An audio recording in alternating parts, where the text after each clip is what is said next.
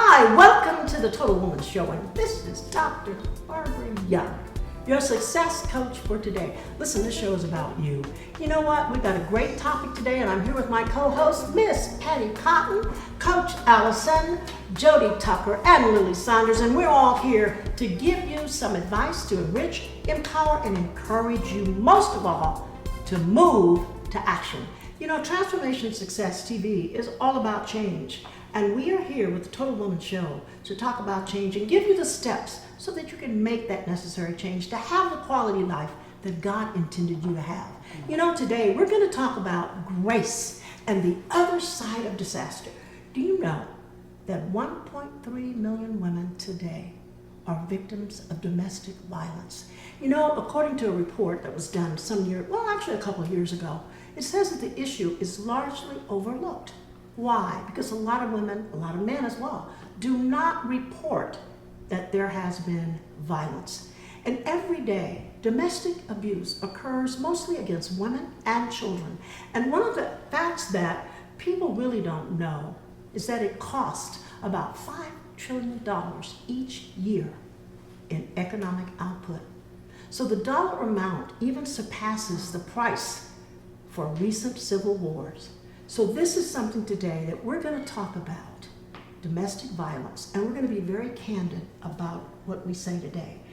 As we discuss this topic, you can agree or you can disagree, but these are our stories, and we're going to tell these stories with authenticity and with honesty. And I welcome you today to listen in. So don't touch the dial, call your friends, and say, listen in to the Total Woman Show today.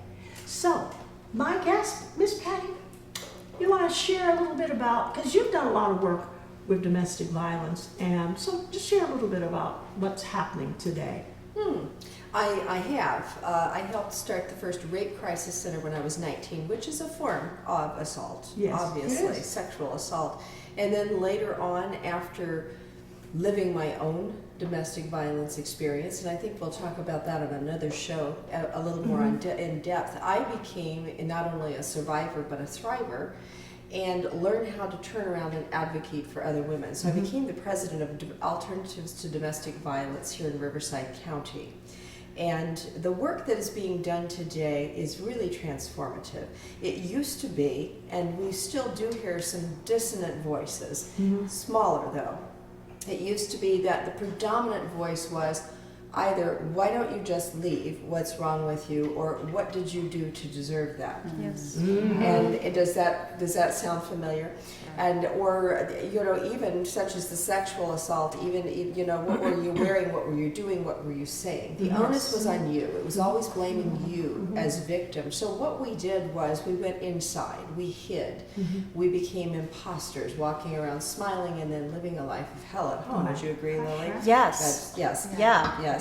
And why didn't you leave? Why didn't you leave? What's wrong with you? Why do you stay? Yeah, you must really like pain. Yes. So I think what has turned around today is the awareness that we've brought to the topic has really destigmatized to a large extent what it is, and at least brought awareness to the dynamics of it and the actual opportunity that we have as far as choices. Right. Because a lot of us, whether we're men or women, because there are some good men out there that are also being assaulted as well, feel that they don't have a choice. Right. And when you feel that you don't have a choice, you're just there for the long haul, and you either try to put up with it or you just fold.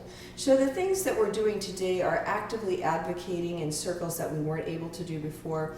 We are helping the women to see that they have choices and offering them choices. We're looking to reintegrate families as well. We have anger management programs as well as, for the perpetrators, for those who are instigating and just really a plethora of support emotionally, mentally, and physically as well, which is really exciting. Right. Now, do the women come to you? How they reach out to you?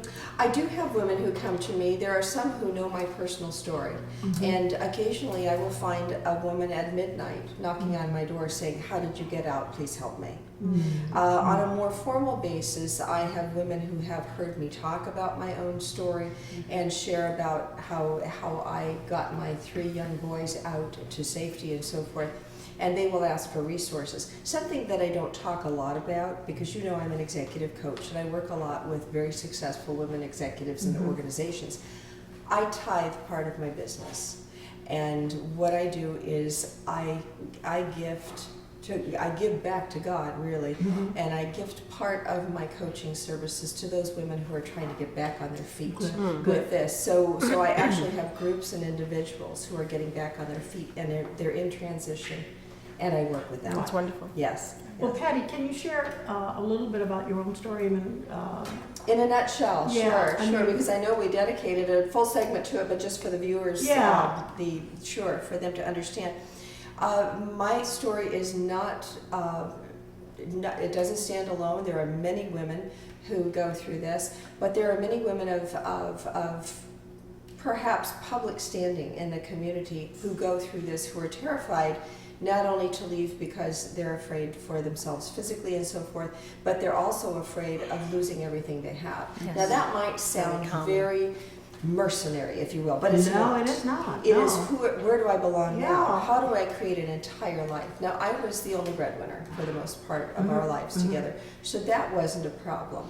But my professional reputation hinged on how well I looked put together and how successful that the family looked. Right. And if I stepped out to reveal what was really happening, that would have been death knell to my reputation as well. Yeah, it's so much what I went through. You know, I was an entrepreneur. I was running, 3 gyms, and I was the breadwinner. And many times, one time I went to work with a black eye and sunglasses on. And who do you speak out to? Who do you tell? You don't tell your family. You don't tell your friends. You have the pressure of needing everything to still work in the external world the way it's going because you're the breadwinner. Yes. You're the mommy. Yes. You're the wife, whatever. Yeah, and it's interesting because I just saw an article on ABC News. There was how it always goes, the headlines, homicide in quiet, safe neighborhood. And I commented, and the news reporter commented back, and I talked about this, how, look, I am a product of someone who was living behind a veil of silence, and one of the major problems is it's everywhere in an affluent neighborhood. It's not just in inner cities, and that's what I was trying to bring out. I said, so we need to open. I thanked him for reporting this, but let's really spread awareness that it's in affluent areas, it's in these quiet neighborhoods. My understanding is that it's usually in the perfect picture. Yes, it is. Setting. Your understanding is right on, my friend. And so, and people hide it like that. Yes. You see, one of my favorite books is titled Feelings Buried Alive Never Die. It's a book by Carol Truman. And it's an excellent book. And when you hold it in like that and kind of like do the imposter thing, is that the word? Yes, it is like, it's like living in an So, imposter life. how do you Living a life. That's right. Go on like that? I mean, it's gotta hurt You don't. so bad. Eventually, you have to stop the suffering. Right. I can tell you, it happened to me. And see, when we think about domestic violence, there's emotional abuse, which I think is far worse. Oh, The emotional abuse Terrible. is terrible. I went through that. And one of the questions that I posed is, were there symptoms, were there signals before? That's a great That's question. always my question. Great So question, there, Dr. I'm Young. going to tell you, ladies, I'm being very transparent. There were signals. Yes. There were definitely some strong ones. I use this when I speak publicly about it. God sent a helicopter, He sent a boat, He sent a wagon, He sent a truck, He sent everything to try to warn me not to marry him in the first place. Because there are symptoms, and some of those controlling, very controlling the individual. I didn't know, you think they care about you, that I love you so much that I don't want you to go to this event, with my friends. And then there's the isolation. Anybody go through this? It's all about power. You from for your 14 friends. years. My friends were, all of a sudden, I have no friends because they'd call the house and he'd say, she's not available. Yes. In a very perfect British accent. He was not British, by the way. And so That was another one of his facades. Imposter. You're bringing up an important point, though, Dr. Barbara, because I just want to say this. God sent a helicopter, He sent a wagon, He sent a horse, He sent a train. But we as women are not trained to listen to our radar. No. We are not tuned, and we don't think that way. We don't think, oh, this person wants to hurt me, because we have hearts that don't want to hurt. We don't readily recognize it. And we're groomed in such a way, for the most part, so that our antenna isn't out there picking up signals that say, warning, warning, don't go there. Yeah. Does that make sense? Yeah. Yes. Absolutely. But everybody gets that gut feeling. Yes. Right? Yes. Yeah. And you have to And you learn can't how to ignore trust that. it. I have that. Yeah. So, That's right. and so one of the things I tell women today, if you get that feeling here, because I say intuition is not here, and it's right. not here, the heart. Right. It's Right. in here. It's your gut. And you start to Yes. feel that little shakiness. I don't care who it is. That's true. It's not right. No, it's, you're it's right. not right. Yeah. You're So, absolutely I mean, right. for women who are out there that I know, and men, that you may be going through this issue, but there are some steps that you can take. Again, I talk about patience. It may take some patience. I remember my grandmother saying this. Once you get your hand in a lion's mouth, and she was an Indian lady, lived to be 101, she said, you can't just take the hand out without getting injured. So you have to Yes. gently work it out. So it took me 11 years. How many years did it take you? 14. How many years did it take you? 19. See what I'm saying? How many years did it take you? No, I'm just teasing, joking. Well, my story isn't. My story's a little bit different though, in that I remember like the places where I made mistakes around saying yes to situations that were emotionally unhealthy, were the warning signs for me. Sort of are connected to a comment that you made last week about shrinking to fit. When Yes. people, when the relationships, the significant relationships in my life required me to dial back who I was, and that the comment I would frequently get is, "You're intimidating." I don't know if you guys ever felt that. yeah. You're too intimidating. You're just Right. too. Can't handle it. You're just too much. And it wasn't even necessarily limited to men, but just when significant relationships, even as a child, thinking of some of the adults in my life, that was their expectation. I needed to shrink in order for them to be comfortable. That to me was emotionally abusive. It was Sure. damaging. Sure. And that's a part of that. For who I ended up, for the journey that I was on, and so any of those kind of places where you feel like you have to somehow be less than you are, that might be some of the warning signs Absolutely. to look Absolutely. for. I know, and looking back, I Yeah. would say those were warning signs to me that I needed to be in different places than I was. I That's couldn't a great control it as a word. kid, but Yeah. I could control that as an adult. As an adult, you could. Yeah. And that's what is, I find that it's interesting when you said intimidating, because when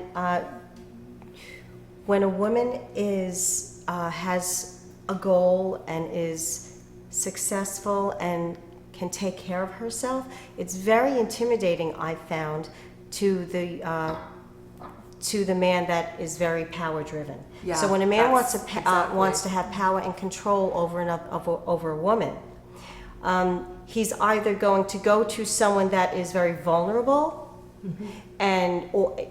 but that's too easy. So it's actually more of a challenge for them to go to someone who thinks they have a lot of power and control over themselves. But underlying, and I know for me, in my story, people always thought I was, very outgoing and Had it under control. and Little had, did they had know. everything under control. Yet in my relationally, I let someone control me, and so that was my lesson for life. But so it is very much so intimidating, because if even just dating now, as a single woman, it's intimidating. Some people don't. They want someone that they could control, and they want someone that is very needy of them. Yeah.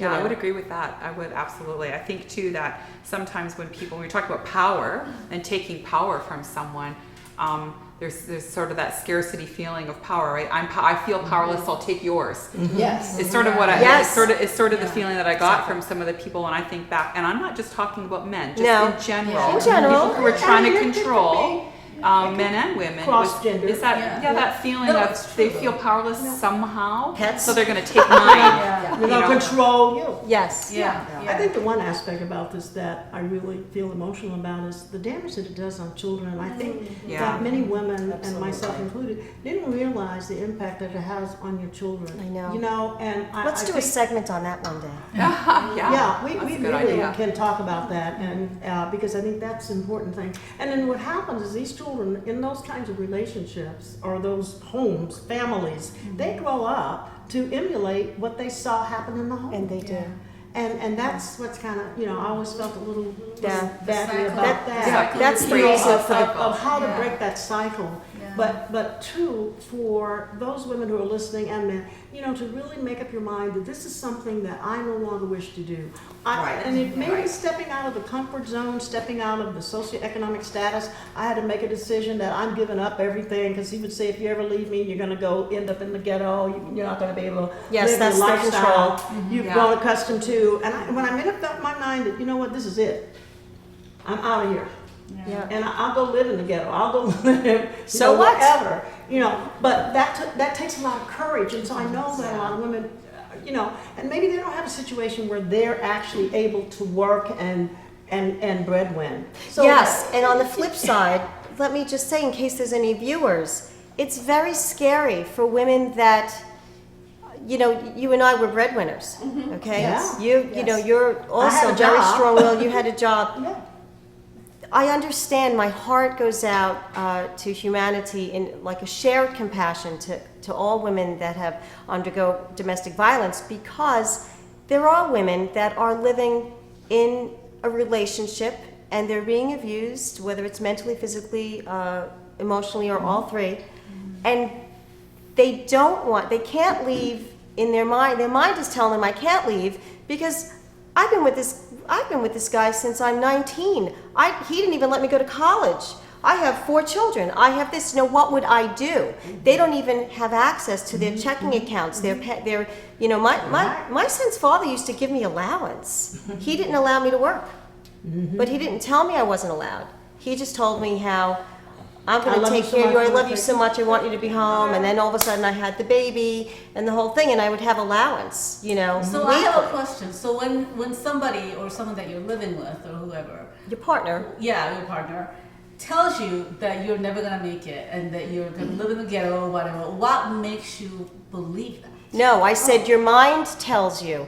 When I was saying is that these women that they don't have any means of working, they've never done it before, and they're disconnected. They don't have access to accounts, and if they leave, these women are in $3 million homes, $1 million homes, $500,000 homes. Doesn't matter, what their living condition is. The point is, all they're thinking is they're going to go into a shelter. With what? With their children? And that very much is what happens. This is very real This is out very there. real. Women No, go into because they're shelters. weighing their options. Yes. And with and it's very emotionally charged.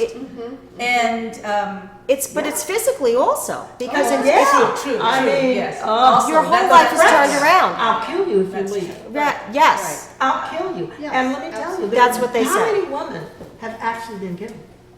That's I mean, One in I don't 4 know. in America. Yes. One out of every 4 in America, and the statistics are rising. And that's Yes, just the United that's States correct. of America. That's right. It's appalling.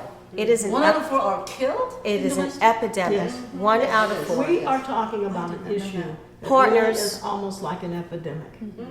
It is And an it's not just here in the United States, it's global. yes. Oh, yes. Yeah. And why we're addressing this issue, because as I explained earlier too about the Total Woman Show, we're interested in the spirit, soul, and body. Yes. The total part, because we're totally integrated individuals. And when one part is out of balance, everything is out of balance in your life. Absolutely. And so there's so many women out there, and I know that are probably who are listening to this show saying, "You're talking my story. I'm in a situation right now. I don't know what to do. But there is help. There are shelters. There are places. And so, Patty, you might want to just address some of that, nationally. Sure. I think, first of all, it's a double-edged sword because the world outside is saying, you better be perfect or there's something wrong with you. And then at home, you have somebody telling you there's something wrong with you. And pretty soon what happens, and to really partially answer Allison's question before I answer yours, Dr. Barbara, is that you can believe up here, no, I am not fat, dumb, ugly, stupid, and nobody would ever want me, as I heard in 30 seconds one evening. I understand it up here, but over time it erodes the soul. Yes. It erodes the heart. Yes. And the heart and the mind have to become disconnected in order to survive. Right. Because if you continue to recognize that you're being hurt, it's too much stress to Yes. handle. Yes. So you have to disengage, don't you? That's why Yeah. last Yes. week I was Yes. saying disidentify Right. with the mind Exactly. and just So you emerge. have to separate that. So what do you do? Because you've got the community telling you things better be perfect or something's wrong with you. You have somebody else telling you there's something wrong with you every single day. And you ask yourself, if there's something wrong with me in here, you're feeling like, I probably can't make it out there then. I probably just have to put up with this and just become what the world is telling me I am. Yeah. So yes, do you agree? So what do we, jump in. I know, but I was about to say something, and I said, well, I'm going to just drag it on out of here. And that's if you're in the church, I'll tell you, honey, you're not praying hard enough. Thank you. And Yes. sometimes the Correct. pastor will counsel you Right. that the Bible is against divorce. You need to stay with your husband, Yes. but you're being abused. No, and I hate to bring it to I'll this, tell you but, what, but that it made me happens. stay away from the church for several months, maybe Right. over a year. Sure. I was battered, beaten. And someone prays over me in church, for my marriage, and I'm thinking to myself, But not one of them excuse even me, said, come to my house. I was so offended in the house of the Lord. I was like, I don't want that prayer. Go send that energy elsewhere, dude. I'm running for my life. Right? Yeah, They yeah. didn't come up and say, let me help you. Let me, Yeah. here's some money. Let me get you in an apartment. They didn't do that, did they? They said, you just need to pray harder, Yeah. honey. That's what I heard. They just want to pray. They just want to pray on what they Right. feel Right. that even like the tradition of religion. I know teaches. it's well-meaning. It's well meaning. and- No. well, Well-meaning, but well-meaning, those but are the prayers that makes them feel better. I was But- thinking but the it's- same thing. But it's actually, also about them. doctrinal. Yeah. It's doctrinal. That's what I was trying to get Now, at. it's doctrinal because the marriage is supposed to be sacred. God puts the man and the woman together, in the beginning. But look, he didn't put me with this man. I put myself with that man. Okay? You could go on and on about that. Oh, well, Yeah. your body is the temple of God. Yeah. Right? So, disrespectful. okay. No, But here's this You're really breaking down Someone the temple. desecrated, yeah. There Desecrated is the temple. that, and I even had, I think one minister said, you counsel a woman to stay with her husband, and because, this is the right thing to do, I'll pray for you. The man killed her. Yes. Yes, and this is what did the pastor feel guilt? Right. I don't know. And this is where it ends tragically. Yes. Like when you Right. ask what do you do? Either you get out because you've suffered enough and you actually really have that courage, or you wind up on that headline as a homicide victim. And Exactly. since you were talking about the church, and this would be any church, I remember going to a pastor in the church that was actually counseling my ex-husband, and he called me in, and he said, I don't believe that he realizes the severity of what he has done. And with that, I wept because somebody validated, what I went through. Here I was thinking, oh boy, this is going to be the let's put the marriage together talk, and it wasn't.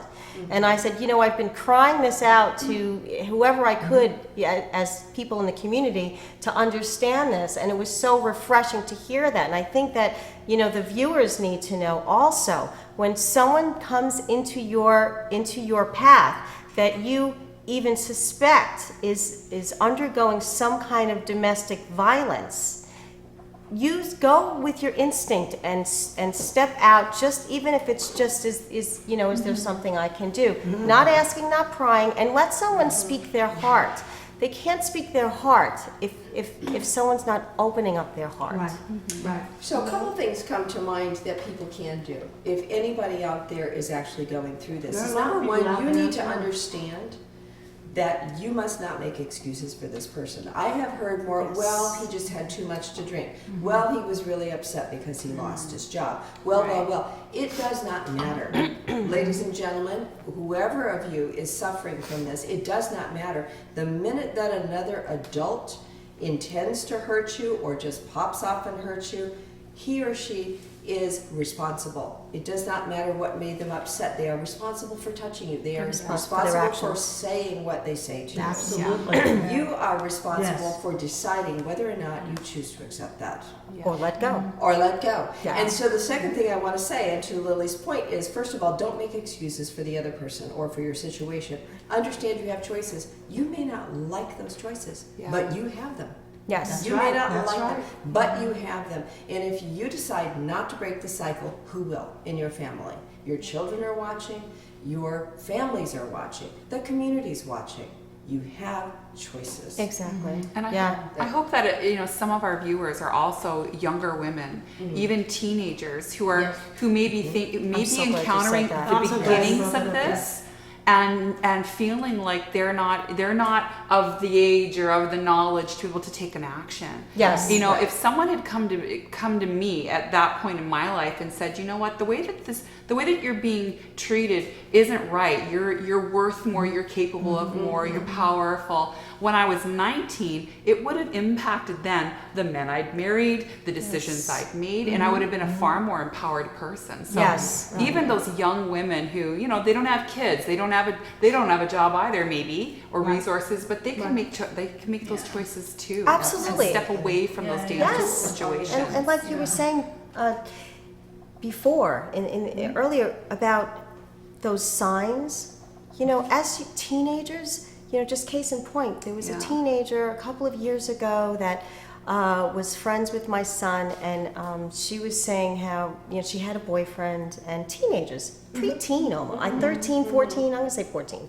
and we fall asleep with the Skype on, the laptop, the Skype on. Isn't that cute? And I says, took her into the other room. I said, why? She said, just because he wants to fall asleep, knowing that I'm safe. And I said, is it that he wants to know that you're safe, or that he wants to know that you're not out without him? Right. I said, I don't think this is a good relationship for you. Those are some I of the told signs, her because right? because I know I have to speak out now. I know the signs of that controlling relationship, ready to get on that locomotion. That's right. Yeah. That's right. And to heading buy- there, Absolutely. where suddenly now it's 12 years, 19 years. Yeah. It's Exactly. too Right. long. And hopefully Right. she'll remember that, Yeah. today. Hopefully she will. Because Well, and another thing, and you're reminding me of this, is that had this girl, or if she ever did, experience something where it was just one time, it is never one time. it's Yeah. like one It time. is One time. never one time. Oh, it will never happen again. He loves me. Here's how the cycle of violence hits. Big explosion at the top. Then it sort of falls down, so everything is kind of getting settled, and you're kind of stunned anyway. It's kind of like settling down at the bottom of a pool, and everything's quiet, so it's good, so it's not going to happen again. And then the tension rises. And then tension rises and rises, and then boom. You start it's a vacuuming the dust circle. on the bottom of the It pool. is a cycle. And the worst, even worse than that, I think, is that as the cycle begins, it speeds up and it gets worse. Yeah. And the last That's thing true. on the list, if you Google, if you go on the internet and you say, what are the signs that I'm being domestically abused? There are probably anywhere between 12 and 16. The last one on that list is that you're dead. Yes. And as it escalates in speed, it also escalates in intensity and in power. Over years or over months. If it's one time is too many. Absolutely. Yeah. I 100% agree. Yeah. I documented 12 different things in the course of a 6-year marriage. Right. 9-year relationship, but 6 years of marriage. And it got worse and worse, and almost like your breath, well, the breathing started to get quicker. In other words, it wasn't just in short, it was shorter intervals. Each volatile act, Yes. he was getting more and more volatile and volatile. Yeah, and I volatile. think a lot of people think, well, maybe they'll change.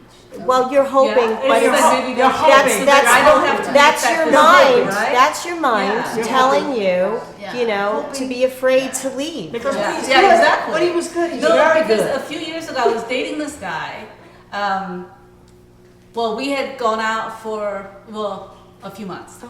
And then all of a sudden one day he asked me for my password for my email. Right. Ooh, that's a Well, I sign. was like- That's a sign. I was like, yeah, exactly. I was like, well, why do you want my password? Why do you want my password? And he was No like, wonder why I'm single. you know, and then he goes, well, I'll give you mine. I said, well, I am not interested in your password. I'm not interested in yours. And so that was it. I didn't go out with him again. But I was telling a girlfriend of mine. I was telling a girlfriend of mine about it. And I was just baffled. I was like, why would they want my password? I had never had anybody ask me that, you know? Yeah. And she was like, well, but he had makes so much money. And I said, maybe that was just one thing that he was like, no, I don't think so. See, I haven't married. Not You with know, I've that. never been married. No. So, I mean, for me, Lucky for to say no to things like that isn't that tough. Because, you know, it's like, well, Yes. I've been single for a long time. And, Yeah. you know, and I was, at that time, I was a senior manager in engineering. I worked as an engineer for a long time. So only certain type of men can even go for a woman in that position, you know? Yes. And so, Because they'll be intimidated. yeah. There's And that then- word. but See then- what I'm saying? But then that sign of power struggle shows up. And I was like, no, I don't want your password. I'm sorry. I know. Can you believe that? I've been asked my password too before. Yeah. Yeah, well, Yeah, you and know, at this point I was already had my awakening because look, 3 buildings falling on my head was quite enough. So I said no, and I never dated him again as well. Asked for my password, for It's like, my whatever. Yeah, email. and you know what? There's that niggling feeling, an right? excuse. It's not your head, it's Oh, your yeah. heart. It's something, Yeah. something down around here, this area, Yeah. that tells you that's not Password. okay. And for him to say, well, I'll give you mine. You know, like, How about I normalize the fact that Don't I'm taking care, something? don't Yeah. want it, don't want to Yeah. know. Yeah. exactly. And I want to say a word about prayer too, and in just my personal beliefs. I believe that God is there to protect us and help us, but He doesn't sit there, or He doesn't jump in when we say, "I'm not going to do anything about it." He created us with brains and bodies to make good And free will. decisions. Thank you. You have free will. Yes, You have to make that free first will. step. Absolutely, absolutely. So if you are of the religious belief that you may not divorce, it does not say anything about having to live with the person. Right. You may Separate remove yourself. yourself to safety. You may hope that the person's going to change, but in the meantime, what are you going to do to remove yourself so that you are protected? Yeah. That's right. Well, if I did that, I would have made it a lot better in my divorce because I had to give him half of what I could have stayed married, you mean, or just just moved out of state? No, I've been talking about the grace. Talking Darn. about the grace This is of about the missed grace on the opportunity. other the other side. side of the disaster. Yeah, And- and and- there's so much. Yeah, and then just breaking much that good. cycle and doing something that you do, and look, you learned what you needed to learn from your experience, help. and now helping Ladies. Yes. and making a difference. We're out of And I time. just think that's awesome. And We're out of just truly time. making it. Oh, sorry. Okay. That's okay. We can take part 2 of this. We can always bring this topic up again. But I want you listeners to stay tuned, our viewers stay tuned to the Total Woman Show, because we're going to come back with this topic again, because I think there's much more discussion that needs to be held on this topic. So I want you to Twitter me, at Dr. Barbara Young. Your questions or comments about today's show. We welcome your feedback. And I want to thank you for listening, because I know some of you out there really benefited from hearing our stories today. And I want to thank my co-host again, Miss Lily, Miss Jody, Coach Allison, and Miss Patty. Thank you guys so much. Thank you. It's been a wonderful show. And I want to wish you a very blessed week. Stay well. Stay well.